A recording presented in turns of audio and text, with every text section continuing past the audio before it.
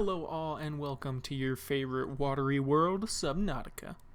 Alright, today's topic is the multi-purpose room. Now I'm sure many of you have seen this room before. It's pretty much the survivor's main habitat for the early to mid game. It is incredibly versatile compared to the escape pod, and most importantly you can build on and inside of it, making it a truly functional home base.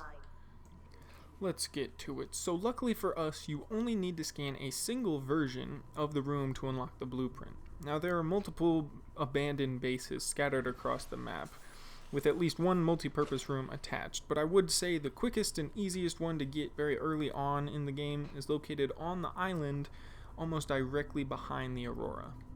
So after heading south for about 1 kilometer, you'll start to see that the island hides behind these weird looking clouds, but once you get close enough they part, letting us see the fairly large island behind.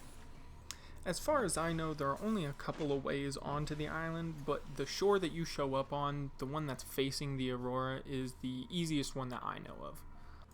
And so turning around, we can go ahead and hop on the path that takes us up to the main island part. So like I said, this is a decently sized island, so there is a good chance you might get lost just wandering around looking at all the fauna and things like that. So I would recommend staying on the paths for as long as you can. Also watch out for fall damage, because there are some pretty sheer cliffs and not all of them lead into the water. So at the first fork here, we're going to go ahead and take a left. It leads us down a little bit, cut across here. As you can see, we've already pretty much lost the trail, but we can follow this one now. Take a right going up here, and what you're going to want to shoot for is pretty much the center of the island. It's in between the two mountain peaks that you can see back there. Now each one of them is going to have a base on the top of them. You're just going to try to split the middle. So winding around all these rocks, again, watch out for these cliffs. They can definitely hurt and kill you just about out of nowhere, and you'll be out a lot of progress. But once you get to this fork right here, this is the main fork leading you to each of the island bases on the tops there. What you want is actually the base located down in between the two here. As you can see, it's been covered up by pretty much a landslide right there.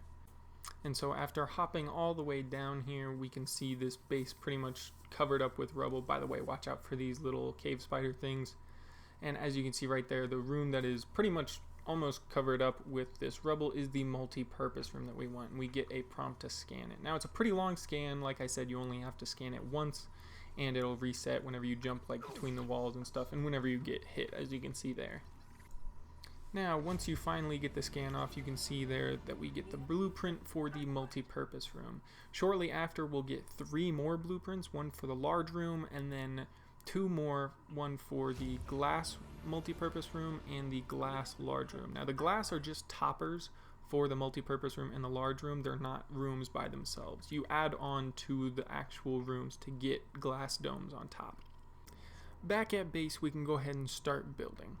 So the multi-purpose room by itself doesn't help us much. We need to first power it and actually be able to enter and exit it easily.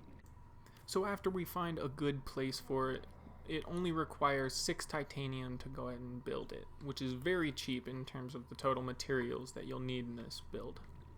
Like I said, we need to power it and be able to get inside of it. Now luckily a hatch is only quartz and titanium, and as for power, we're just going to do a simple solar panel, which is just copper, quartz, and titanium.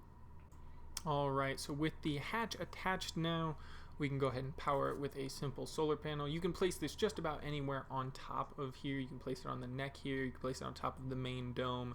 Anywhere is good as long as it is attached to the main structure. After that is built, you are then free to go ahead and enter it, and you will get a audio prompt letting you know that all primary systems online, which includes oxygen. So you'll now be able to breathe inside of here, which is obviously an essential part.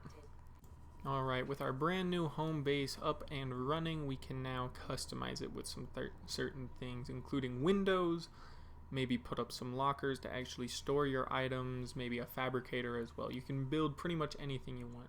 As you can see, you can build the windows on the outside to give you a glimpse on the inside so that you can kind of see what you're going to be getting, or you can do it from the inside just as easily, making sure you get the best view possible. Windows luckily only take 1 glass a piece, so you should be able to put in a lot if you want to be able to see around, but do be aware that it says -1 to hull strength. Now if your hull strength gets below 0, your main habitat will start rupturing with water flowing in, and you'll need a repair tool to fix it. But first you need to obviously up the construction of the habitat to be able to withstand it. You need to make sure your hull strength is higher. Now, as you can see here, I'm trying to place a tube, and it's a little tricky from the inside, but you can see the stairs coming in and you can see it peering out the side there.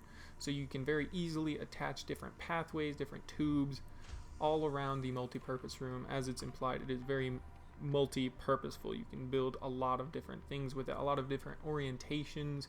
You can go up, down, you can stack them on top of each other with ladders in between, giving you even more room to be building things and storing things.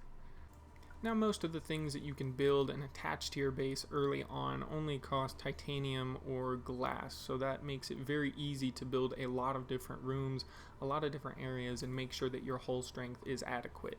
As you can see, that only took a couple titanium. I'm putting T-junctions here just to show you the versatility that you can have. You can turn lots of things in lots of different ways. You can turn just about anything into glass, which looks much better than these titanium tubes. And as you can see right there, I don't actually have the materials to do it, so I can just deconstruct it. And luckily for us, we get every single piece of material back that was put into the construction of it. So you can arrange and rearrange your base as many times as you like and not lose any resources. As you can see there, I have my windows up and I have my tube installed over here. Now, out of the many things that you can build inside your habitat, one of the most important things is actually storage, obviously. You need to be able to store all of your raw components to build a bigger, better base and the vehicles and everything else that comes after. So, lockers are very important, and I would actually recommend the cabinet lockers, the larger ones that actually sit on the floor, because I believe they have twice the space inside as the small lockers, as you can see hanging on the wall. Well, that's just about it for the basics of the multi-purpose room. So if you like what I do, please leave a like and possibly a comment suggesting future videos. Thank you so much for watching, and I'll see you in the next one.